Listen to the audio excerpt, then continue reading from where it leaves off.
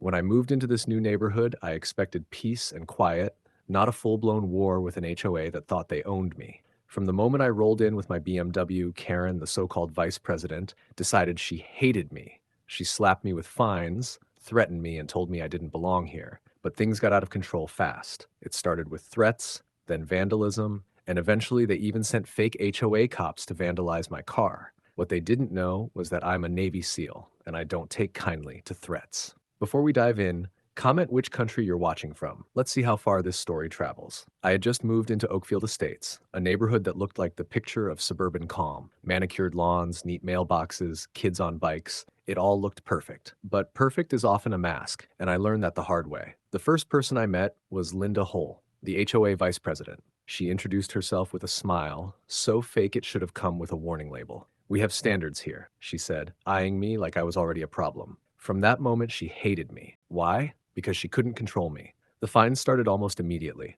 The first notice claimed my BMW was parked improperly. I parked it in my own driveway. The second was for excessive grass length. I'd cut it 2 days before. Then came trash bins left out too long, even though I pulled them in within an hour of pickup. I tried reasoning at the next HOA meeting. Linda sat at the head of the table, flanked by her loyal board members. I dropped the stack of fines in front of her. "Linda, I don't know what game you're playing, but I've followed every rule. These fines are bogus." She smirked, tapping her pen. "Rules are rules. If you can't handle them, maybe this community isn't a good fit for you." There it was, the threat, dressed up as advice. I kept my cool, but inside I knew this wasn't going to stop. A week later, the harassment escalated. One morning, I walked out to head to work and froze. My mailbox was destroyed like someone had run over it, and a note was tucked under my car windshield wiper. "Next time, we'll come for the car." My blood ran cold. This wasn't about trash cans or grass anymore. This was intimidation, criminal, calculated, and personal. Under California Penal Code 594, that's felony vandalism.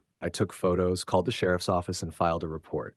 But I knew the HOA had friends in low places, and Linda would play innocent. Still, that note told me everything I needed to know. Linda and her little empire weren't going to back off until they broke me or drove me out. What Linda didn't know was that I'd been trained for people like her. I don't scare easy, and I don't back down, but even I couldn't predict how far she would go. I documented everything. Close-ups of the mailbox, the note under the wiper, timestamps from my doorbell cam. I filed a police report with Deputy Morales and handed over the photos. He took the evidence seriously, but warned, "These people aren't amateurs. Keep your cameras running." I did. At the next HOA meeting, I laid the police report and pictures on the table. Linda sat there like she owned the room, lips curled in that same plastic smile.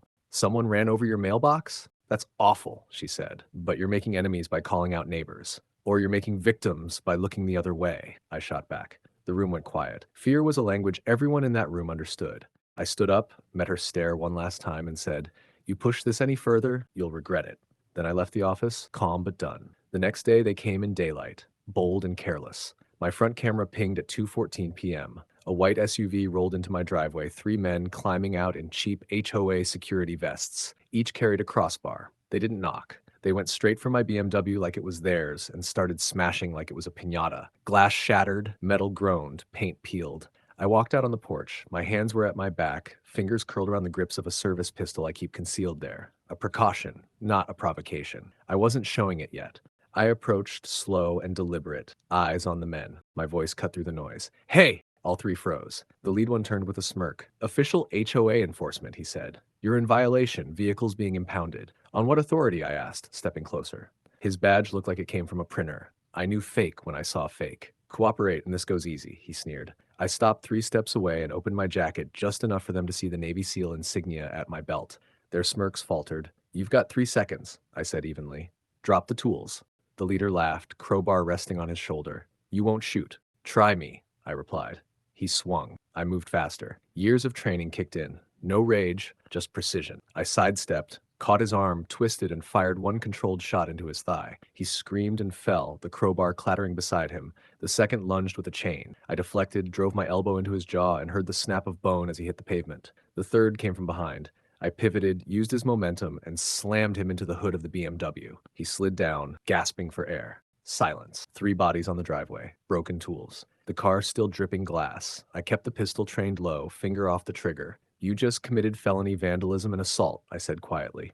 Smile for the cameras. Because my garage cam caught every frame, the SUV, their fake badges, the first swing, neighbors were already peeking from behind fences, phones recording. One of the downed men groaned, clutching his leg. "You're dead, man." "Linda will." He stopped mid-sentence. "Linda?" I cut in, his eyes widened. I had my answer. It was Linda that sent them. Sirens wailed before I could say more. Turns out one of the neighbors had called the police when the first window shattered. Sheriff Morales arrived in minutes. Deputies moved in fast, weapons drawn, but I lowered mine first, hands up. I told them what happened, calm and clear. They saw the footage, they saw the fake IDs, and they saw 3 wounded men pretending to be cops. The sheriff's face hardened. "We'll handle this," he said. Medics loaded the injured into ambulances. One had a dislocated shoulder, another a broken rib, and the one I shot was stabilized. Lucky I'd aimed clean. As they drove off, Morales turned to me. "You said Linda Hull sent them?" I nodded. He sighed. "Then it's bigger than vandalism." If you're enjoying this HOA story so far, like and subscribe because the story is only going to get better. By sunrise the next day, word had spread across Oakfield Estates like wildfire. 3 fake HOA cops arrested, 2 hospitalized, and 1 barely able to walk. But that wasn't the end. It was just the start. Sheriff Morales called me into the station that afternoon. He had a manila folder thick with evidence, screenshots, payment records, and text messages. He dropped it on the desk. "Thought you'd want to see this," he said. I opened it. The first few pages were payment receipts, transfers from Linda Hull's account. $1,000 here, $500 there, labeled property enforcement and cleanup. Then came the text messages. One of the injured men had flipped under questioning. He admitted they'd been hired to teach the Navy guy a lesson. One message froze me. "He's stubborn. Make it look like vandalism, not a hit. You remember what we did to his mailbox?" I looked up from the page. "She ran over my mailbox?" Morales nodded grimly. "Yeah, same SUV, same plates. We matched the tire impressions from the first report you filed. She didn't even bother to hide it." The room went quiet for a moment. Years in the service had taught me how to keep my pulse steady, but even then, my fists tightened. "So what happens now?" "She's being booked as we speak," Morales said. "Charges include conspiracy to commit vandalism, impersonation of law enforcement, and solicitation of assault. We'll also add criminal mischief." I leaned back, exhaling slowly. Good. She wanted a war. Now she's got one. By evening, it was official. The HOA held an emergency meeting that turned into chaos. Homeowners shouted, some defending her, most demanding her removal. The sheriff's deputies rolled up mid-meeting, walked straight in, and cuffed Linda in front of everyone. The look on her face when she saw me standing outside the clubhouse said it all. Rage, fear, and disbelief all fighting for space. "You can't prove anything," she spat as they read her rights. Morales handed her the printouts. We already did. Neighbors recorded as she was escorted to the cruiser, heels clacking against the pavement, fake confidence slipping with every step. Over the next few days, the truth spread faster than her lies ever did. The local paper ran the headline, "HOA Vice President Arrested. Fake Cops, Real Crimes." Linda was charged with conspiracy and solicitation of assault. She got 6 years in state prison, fined $50,000, and ordered to pay $100,000 in restitution for damages and legal fees. The HOA banned her for life. The 3 fake HOA cops didn't get off easy either.